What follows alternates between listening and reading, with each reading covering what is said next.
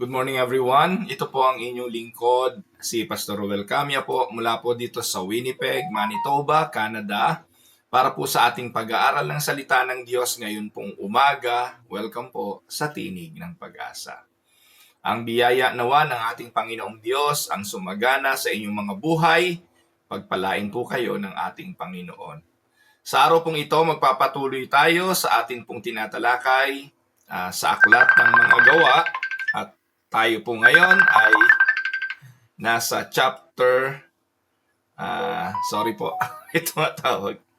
nasa chapter 10 na po tayo ng Aklat ng Mga Gawa.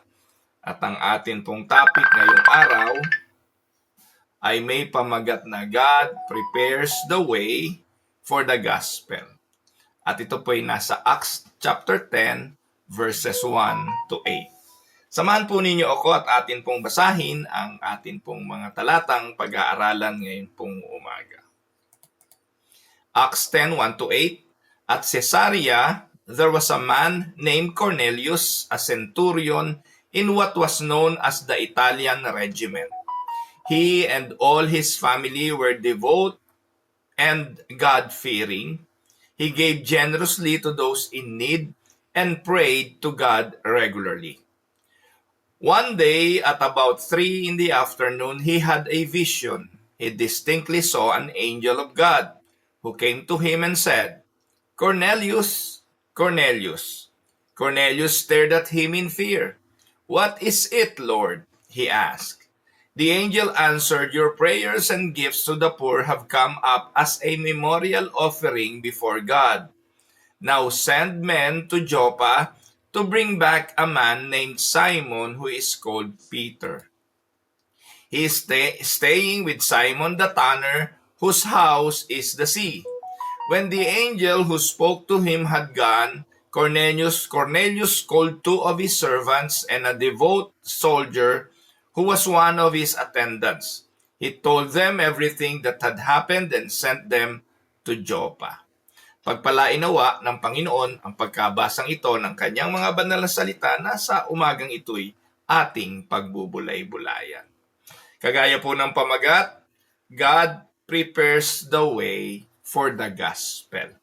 Bagamat ang Diyos ang siyang nagsusugo sa kanyang mga mangangaral, huwag nating kakalimutan, ang Diyos ang gumagabay sa mga mangangaral.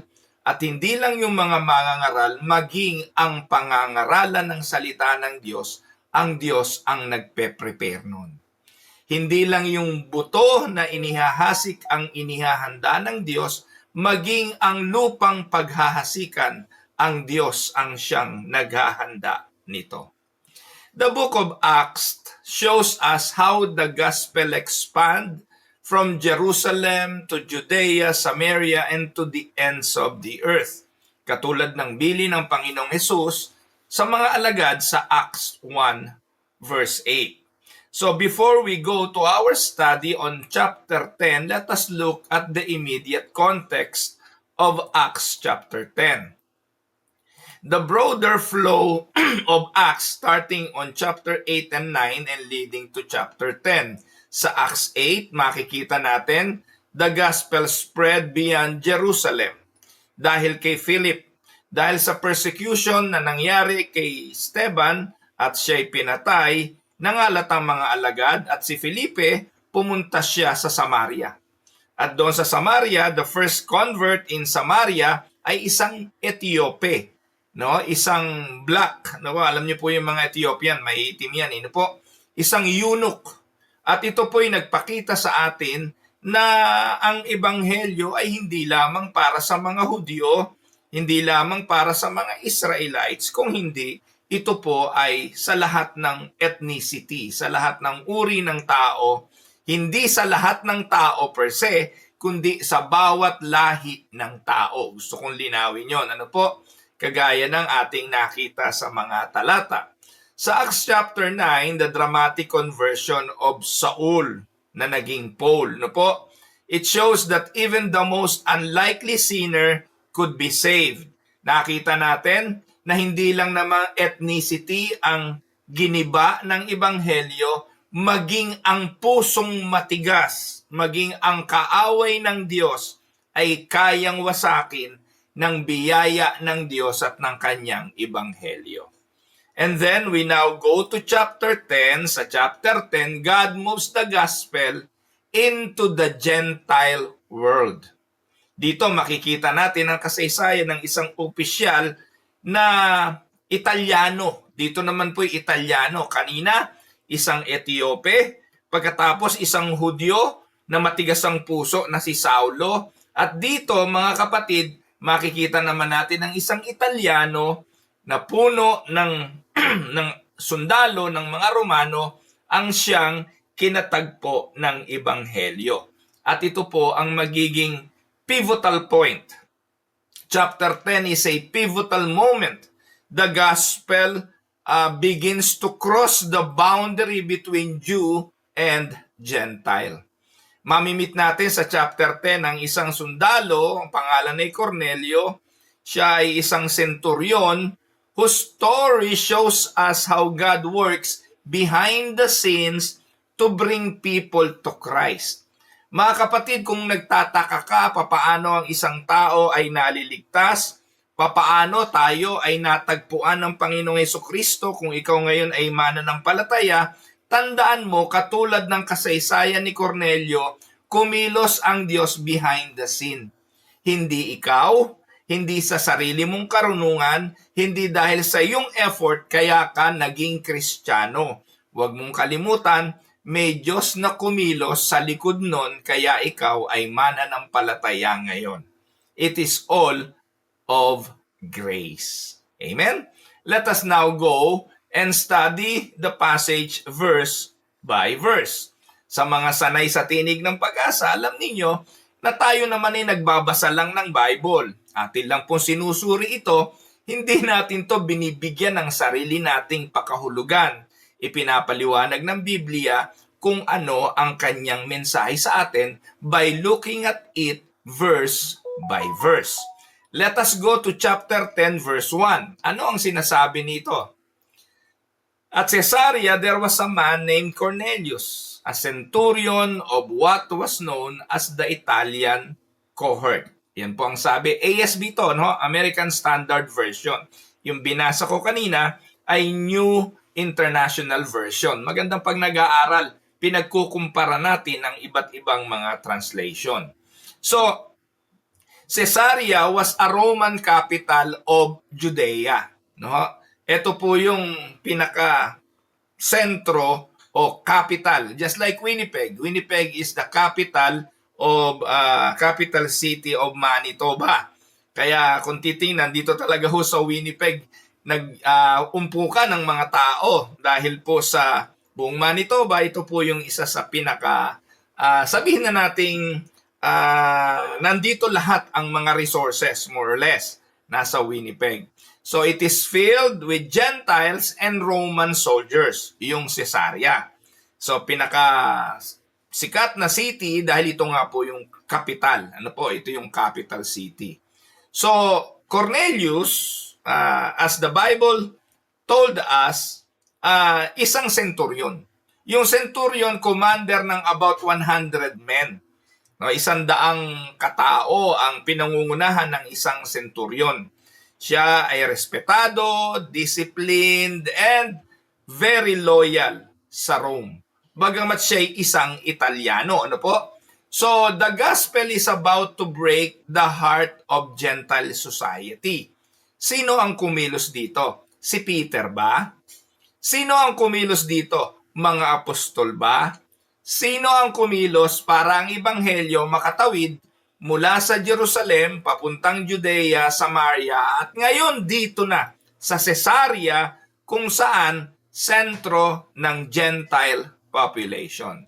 Atin pong pag-aralan. Mga kapatid, God begins with someone influential but humble enough to listen. At ang taong ito, walang iba kundi isang centurion. Kaya if we are going to look at it and apply what we can learn and see on verse 1, God's grace is not limited by ethnicity, it is not limited by class, and it is not limited by background. Nakita na natin yan sa chapter 8, chapter 9. Sa chapter 8, isang yunoko, no, black, hindi kakulay, and yet nakakilala sa Panginoon dahil inabot ng ebanghelyo. And then si Saul, kakulay, kababayan ng mga Hudyo, and yet kaaway dahil sa katigasan ng puso. At dito, hindi Hudyo, isang Italyano, isang sundalo ng Roma, and yet iaabutin din ng ebanghelyo ng ating Panginoon. So it only shows one thing. The grace of God is not limited by ethnicity, by class, or background. Amen po ba? The gospel reaches the palace as well as the marketplace. Kaya ang pangangaral ng ebanghelyo hindi lang sa mga mayayaman, hindi lang doon sa mga taga Makati, taga Quezon City, kahit sa dulong bahagi ng kasuluk-sulukan ng Pasong Buhaya o ng kasuluk-sulukan ng Salawag, sila ay dapat bahaginan ng ebanghelyo. Dahil hindi natin naman alam at kilala kung sino ang ililigtas ng Diyos, katulad ng sinong mag-aakala na ang isang Pablo o isang Saulo ay magiging Pablo, o ang mag-aakalang ang isang senturyon ay magiging tagasunod ng Panginoong Hesukristo. Amen po ba mga kapatid?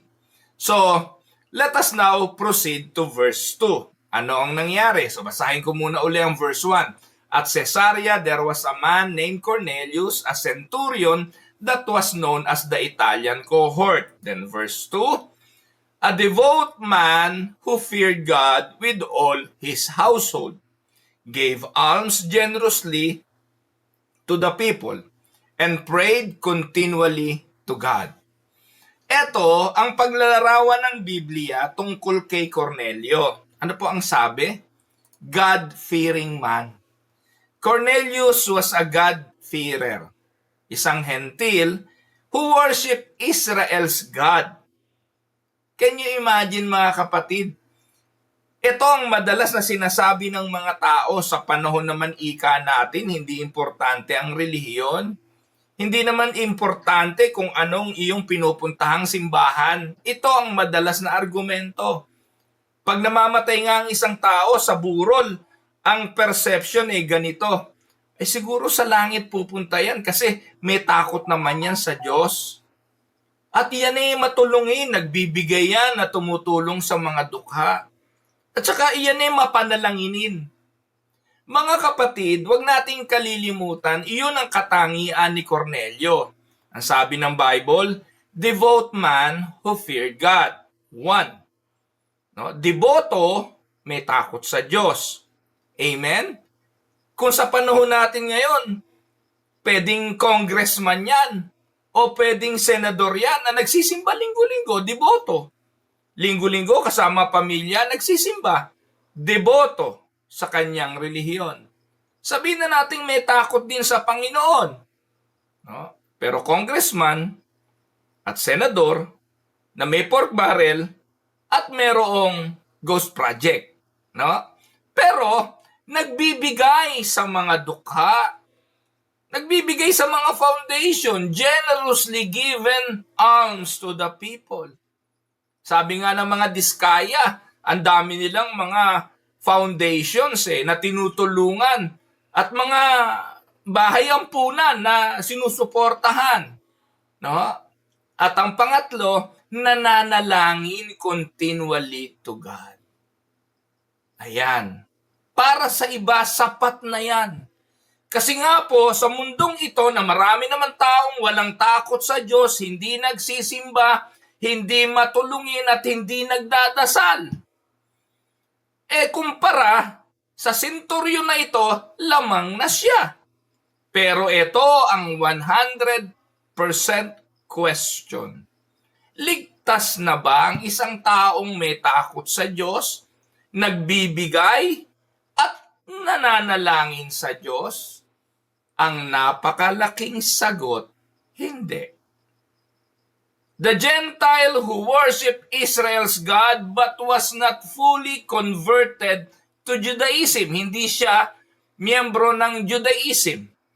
Itong si Cornelius, nananatili siya kung anong kanyang paniniwala bilang isang Italyano. At sila'y mga Hentil. Maraming Diyos ang mga Hentil. Hindi siya isang Hudyo. Bagamat naniniwala siya sa Diyos ng mga Hudyo, hindi pa siya nako-convert bilang Hudyo. So let us look at his devotion. His devotion was shown in 3 ways. Faith in God, he feared the Lord. So if you are fearing the Lord and you have faith in God, praise the Lord. Compassion to others, he gave alms generously. Nag-aabuloy, nagbibigay sa mga tuka, tumutulong sa mga pulubi. Kung ginagawa mo yan, praise the Lord. At ang kanyang prayer life, he prayed continually. Nananalangin paggising, nananalangin pag magmamaneho papunta sa trabaho, nananalangin pag uwi, nananalangin bago kumain, nananalangin bago matulog. At kung ganyan ka, praise the Lord. And yet, despite all those good works, hindi siya ligtas. At ito ang napakalungkot kasi most of the time, ito lang ang basihan ng mga tao na pwedeng maghatid sa kanya sa langit pag siya ay namatay. Sapat na ikaya, natatakot naman sa Diyos yan eh. Hindi nga gumagawa yan ng mga pagnanakaw katulad ng mga congressman. O hindi nga yan nangangalon niya. Wala nga yang kabit. Wala nga yung anak sa labas, hindi nag-drugs yan, hindi nga nanigarilyo yan eh. Maawain yan at matulungin.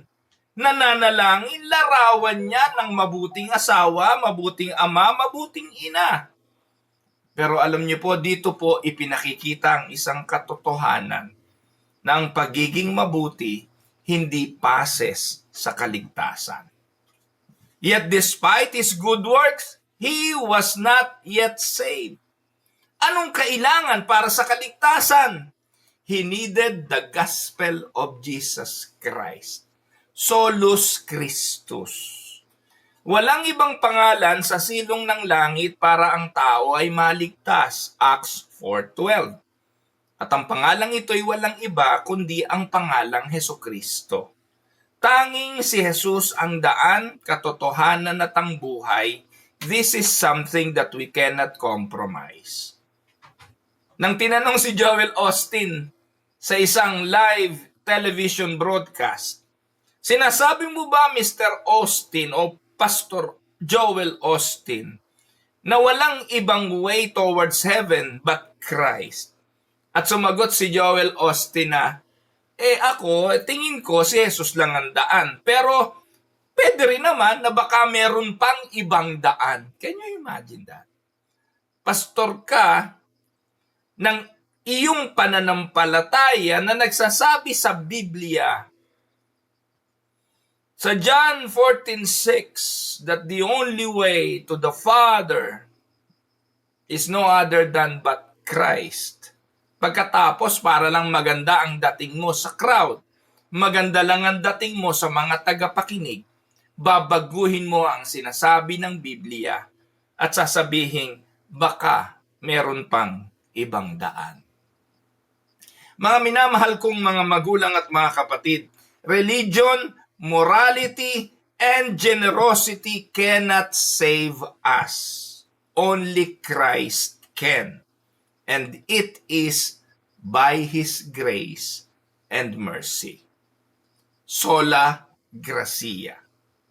So, but God may use the good work as preparation to draw sinners to the gospel. Take note mga kapatid, walang bilang ang lahat ng ginawa ng senturyon para sa kanyang kaligtasan. Hindi rin ito ang mga naging pases para siya'y maligtas. Pero alam niyo po ba, maaaring ito'y paghahanda na ng Diyos. Paghahanda na bago pa sa kanyang kaligtasan, dahil naniniwala tayo magagamit ang senturyong ito at ang kanyang pananampalataya, pagiging mabuti at ang kanyang prayer life para mas mabilis siyang mag-grow sa kanyang pananampalataya later on. Alam niyo mga kapatid, pagkatapos nating ma-convert, ang next step is what we call sanctification. Bakit may mga tao na ang tagal ng Christian growth, ang tagal ng pagbubunga? Kasi nga nagmula sa wala eh. Nagmula sa nothing, mula sa kadiliman, saka lang hahakbang papuntang liwanag. Ang kagandahan dito sa centurion, yung mga ginagawa niya, gawain na ng mga Kristiyano. Hindi niya lang alam pa sa mga oras na ito na siya ay inihahanda na ng Diyos sa pagiging manggagawang Kristiyano. Amen po ba? Kaya sa kabila ng lahat ng ito, Diyos pa rin ang naghahanda ng lahat dahil meron itong tutuparing layunin sa buhay ng mga mananampalataya. Let us go to verse 3 and 4. About the 9th hour of the day, he saw clearly in a vision an angel of God come in and say to him, Cornelius. And he stared at him in terror and said, What is it, Lord? And he said to him, Your prayers and your alms have ascended as a memorial before God. Ano pong sabi diyan?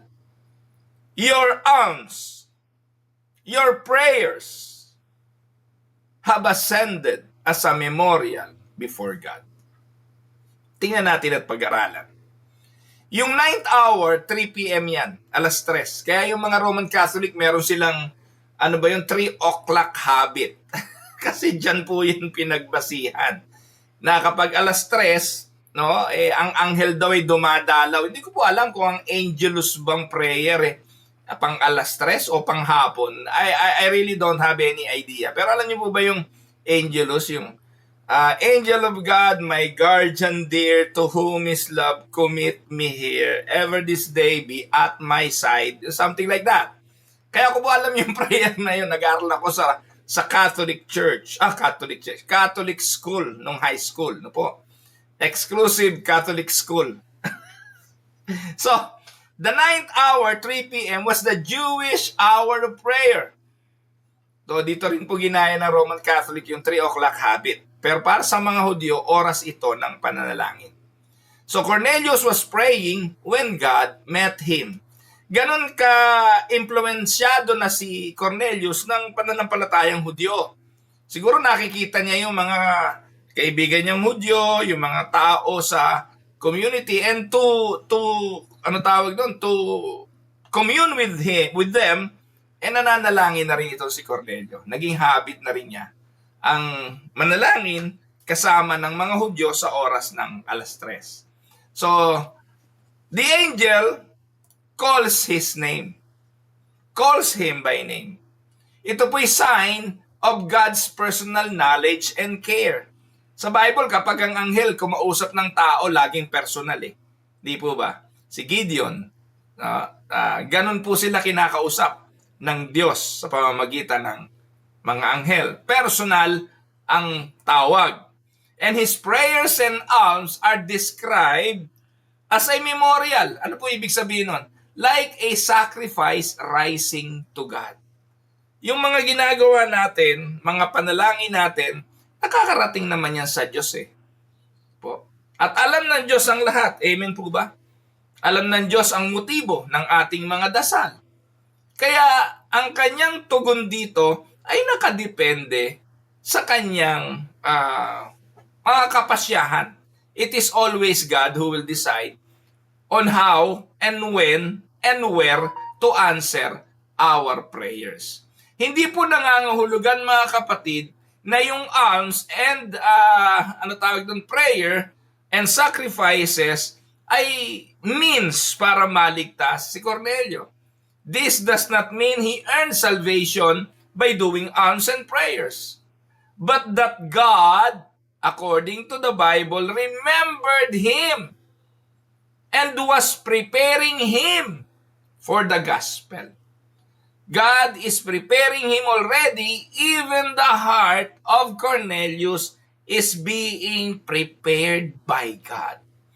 Take note, hindi palibasa ang isang tao'y mabait, hindi palibasa ang isang tao'y madasalin, hindi palibasa ang isang tao'y mapagbigay, guarantee ng kanyang kaligtasan. Pero maaari na ang mga taong katulad ni Cornelio, take note, my word is maaari, ay pwedeng paraan na ito ng Diyos ng paghahanda sa kanyang kaligtasan. Pero hindi yon guarantee that that man will be saved. Amen? Kasi nakadepende pa rin yon sa Diyos na siyang pumipili at nagpapasya ng pagkakalooban ng kanyang awa at biyaya.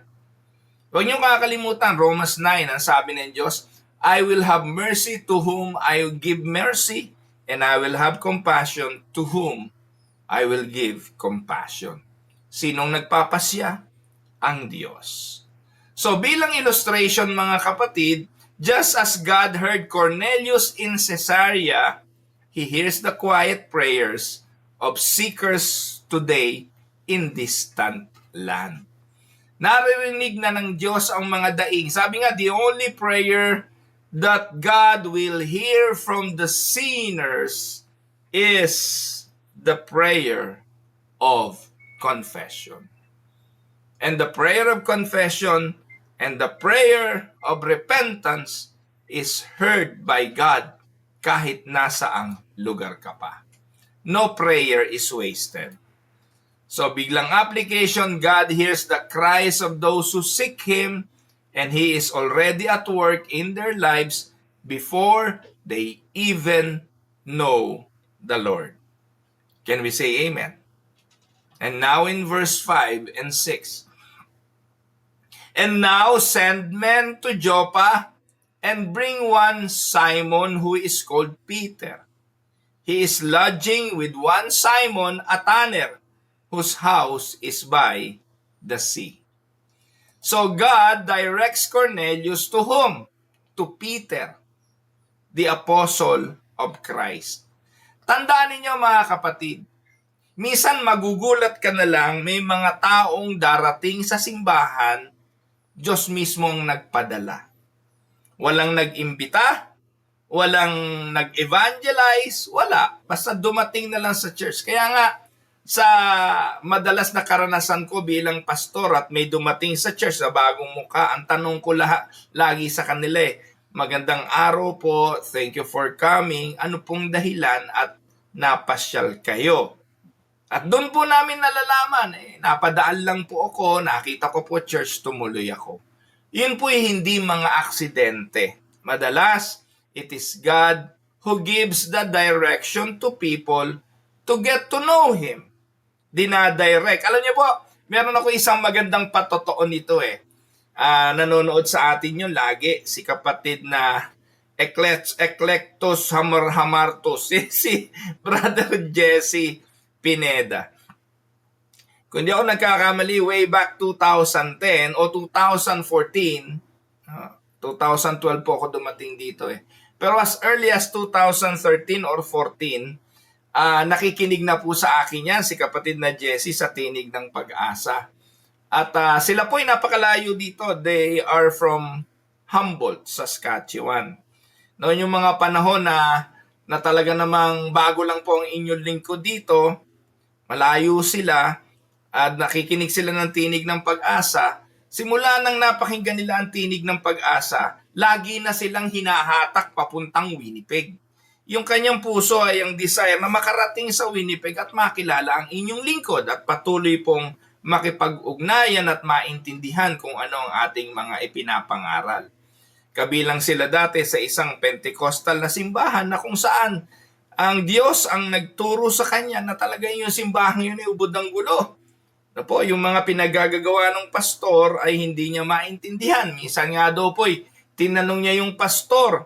At ang tanong niya pastor, tayo po ba'y Arminian or tayo ay reform. Ang sagot daw ng pastor ano ba yung mga pinagsasabi mong yan?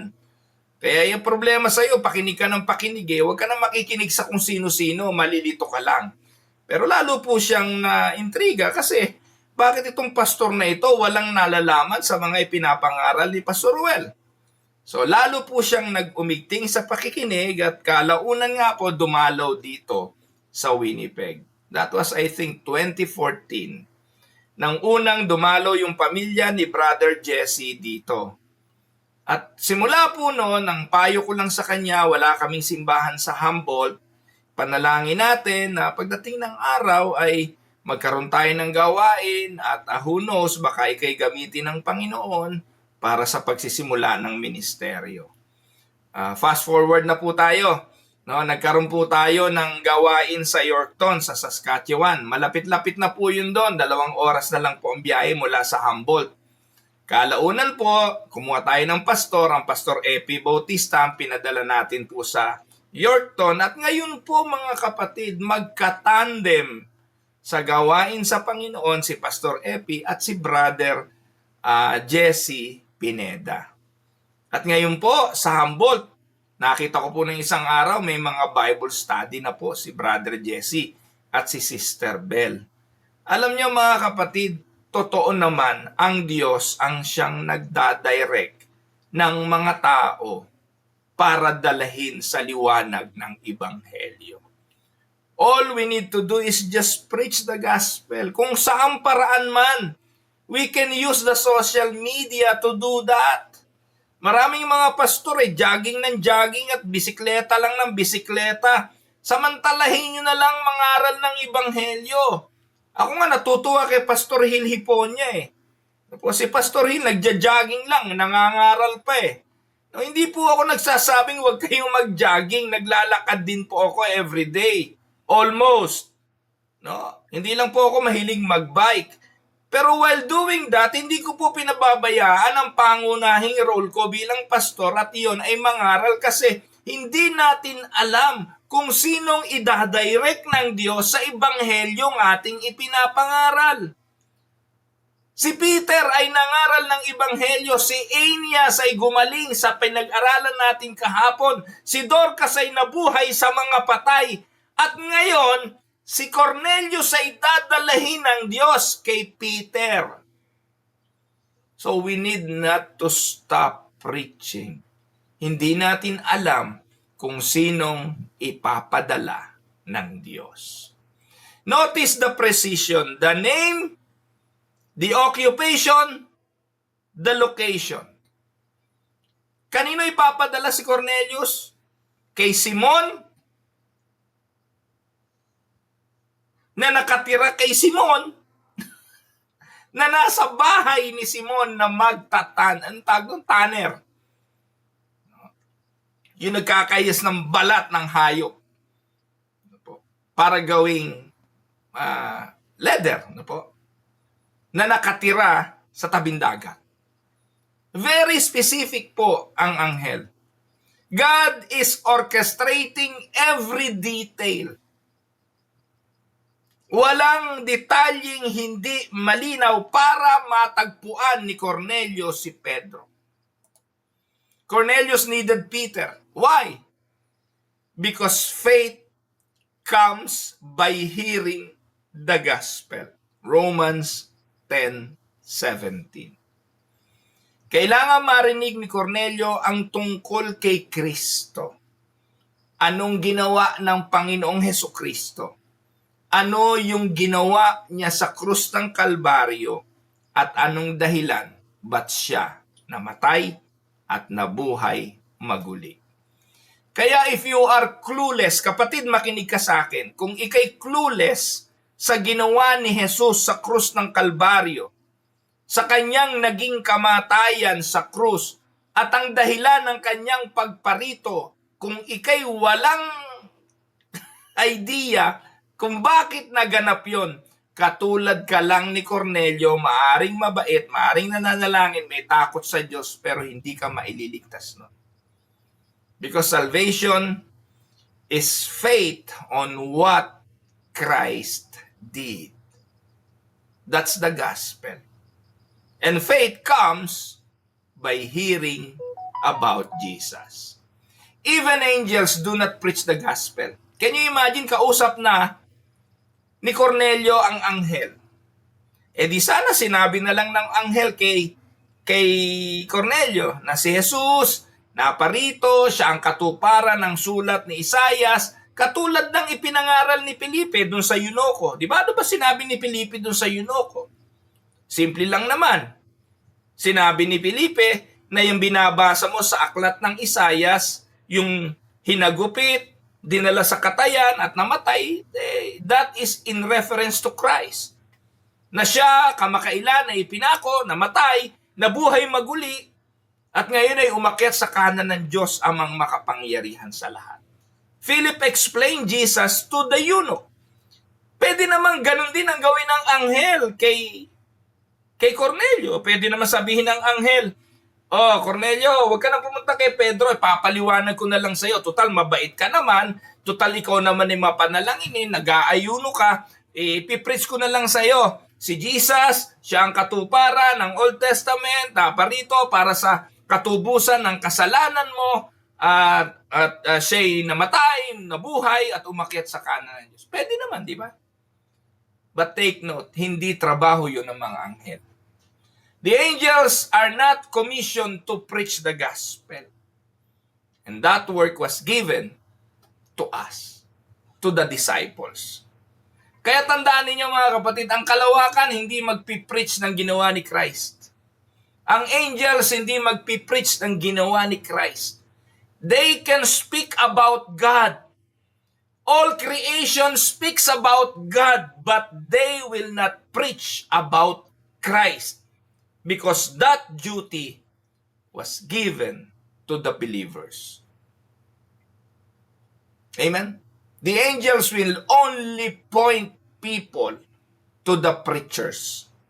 Kaya yun ang trabaho ng mga anghel ngayon. They will point people to the preachers. Just like what the angels did to Cornelius. Take note, God has chosen to spread the gospel through human witnesses. Tayo ang mga saksi, hindi ang mga anghel. And this should humble us and should steer us to faithfulness in sharing Christ. Can you imagine, ikaw, pinagkatiwalaan tayo na mga mananampalataya, pinagkatiwalaan, hindi ipinagkatiwala yan sa mga anghel. Sa atin ibinigay ang gawaing maging saksi ng ating Panginoong Hesukristo. Amen po mga kapatid. Now let's go to verse 7 and verse 8. When the angel who spoke to him had departed, he called 2 of his servants and a devout soldier from among those who attended him, and having related everything to them, he sent them to Joppa. So ano naging tugon? Sinabi ba ni Cornelio, "Ay nako, mabait na ako. Wala naman akong kasalanan." Madalas ganyan ang katwiran. Pag nangaral kayo ng ebanghelyo, sasabihin sa iyo, narinig ko na yan. Mabait naman ako, nagsisimba naman ako, nagpe-pray naman ako, nagbibigay ako sa mga dukha. Basta wala kang ginagawang masama, okay na yon. Diba? Sounds familiar, di po ba? I've heard a lot of those excuses from people. Pag nakikipagkwentuhan ako dun sa Garden City kung saan ako naglalakad, nakikiumpok din ako sa mga kababayan natin doon. Magbabahagi ka tungkol kay Kristo, sasabihin sa iyo, basta ikay mabait. Basta ikay magpray ka na lang sa bahay mo, okay na yon. So, ganon ang tugon. Pero si Cornelio, anong yung tugon niya? Cornelius responds with immediate obedience. He wastes no time. He chooses trusted servants and a devout soldier, showing both his seriousness and influence. Dalawang pinili niya. 2 of his servants and a devout soldier from among those who attended him. Tatlong tao yan. 2 servant at 1 soldier. Tama po ba interpretasyon ko? 2 of his servants, a devout soldier from among those who attended him, and 2 tao marahil. Hindi ko po sigurado. Pero 1 sundalo at 1 lingkod ang tinawag niya.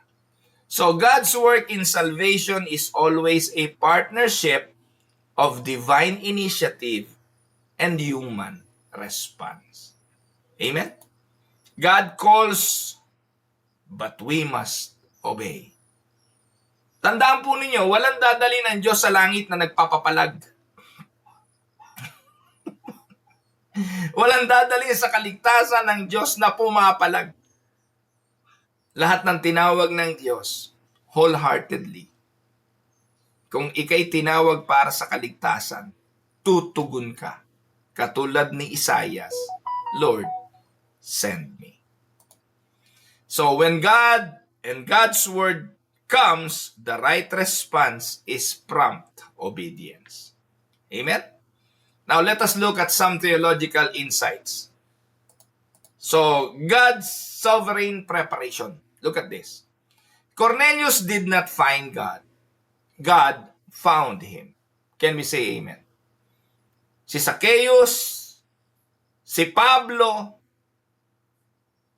si Dorcas kahapon na tinalakay natin, patay na nga si Dorcas, di po ba? At si Aeneas, na atin ding tinalakay kahapon, hindi sila ang nakatagpo kay Jesus. Si Jesus ang nakatagpo sa kanila. Naalala niyo po ba? Akala natin si Zacchaeus hinahanap niya si Jesus kaya siya umakyat sa puno No, Armenian lang po nagtuturo nun. Sabi ng mga Armenian, umakyat si Zacchaeus, hinahanap nga niya si Jesus, excited siyang makita. Yes, but not because of faith. Maybe of curiosity. Kasi unano siya Paano niya makikita yung si Jesus sa dami ng mga tao? Kailangan niya umakyat sa puno. Pero kinonfirm ni Jesus, pagtapat niya kay Zacchaeus, oy, bumaba ka dyan, sa bahay mo talaga ako papunta. Katulad ni Cornelio, kailangan niyang makatagpo ang Panginoon, pero hindi siya ang may initiative. It is the angel of God and it is God who told Cornelius what to do. Cornelius did not find God. It is God who found him. Kaya ikaw kapatid, hindi mo nakita ang Diyos, kaya ka nanampalataya. Nakita ka ng Diyos at binigyan ka ng pananampalataya. Romans chapter 3 verse 10, no one is righteous, none, not even one. No one seek God, no one understand. On that situation, paano mo hahanapin ang Diyos? No, it is not us who seek God. It is Him who found us. Amen?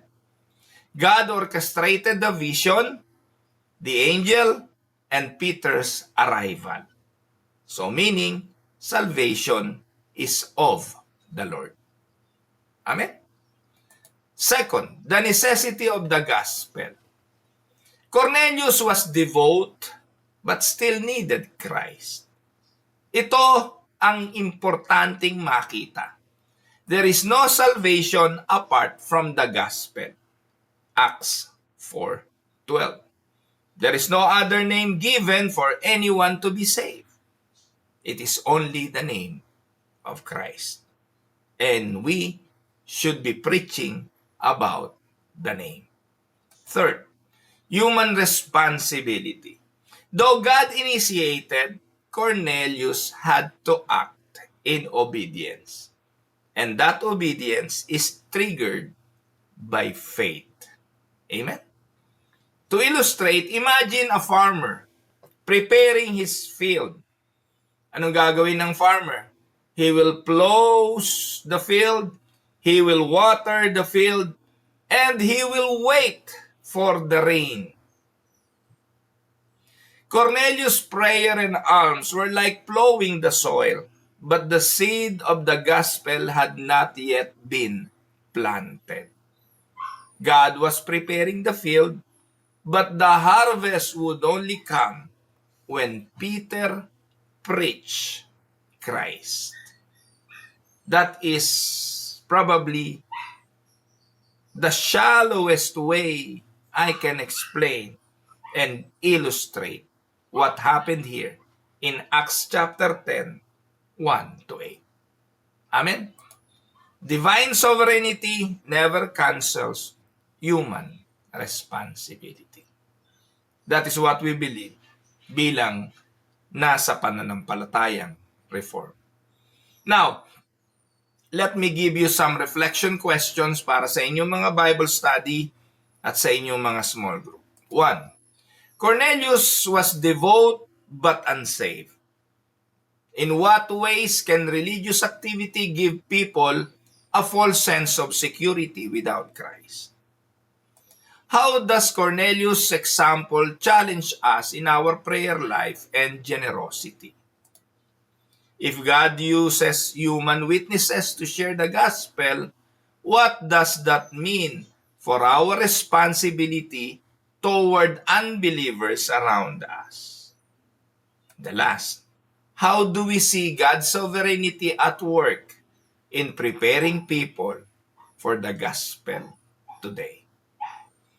To conclude our lesson on chapter 10, verses 1 to 8, it shows us that God is sovereignly working to draw sinners to Christ.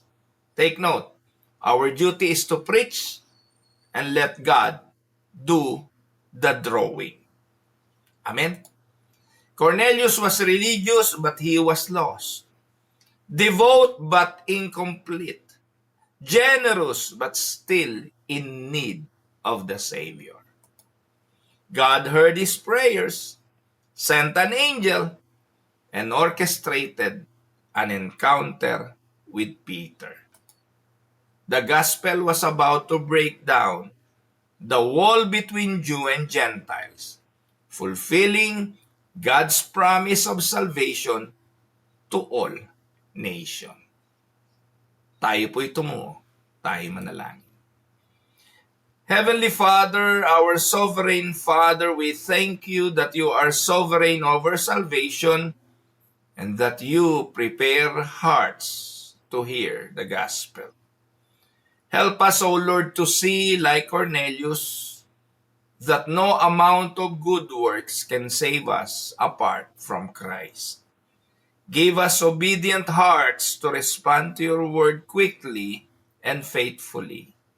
And use us, O Lord, like Peter, as an instrument to proclaim the good news to those who are already preparing. This is our prayer in Jesus' mighty name. Amen and amen.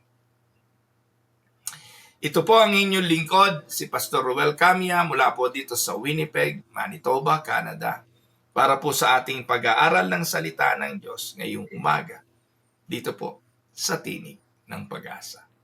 God bless mga kapatid.